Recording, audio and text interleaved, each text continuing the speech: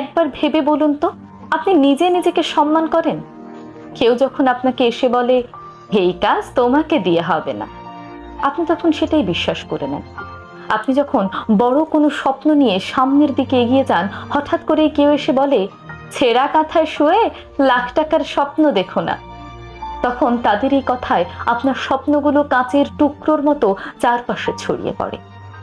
আপনি যখন কোনো কাজে হেরে যান, তখন কেউ এসে দীর্ঘশ্বাস ফেলে বলে সব কাজ কি আর সবার দ্বারা হয়, তখন আপনি তার কথাই বিশ্বাস করেন এবং ভেঙে পড়েন।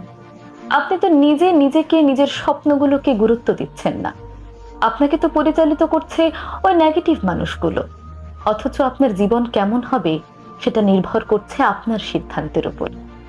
হেরে গিয়েও যারা জিতে যেতে চায়, বারবার পড়ে গিয়েও যারা উঠে দাঁড়াতে চায়, তারা ঠিকই দৌড়ায়। আপনি নিজে হার মানলে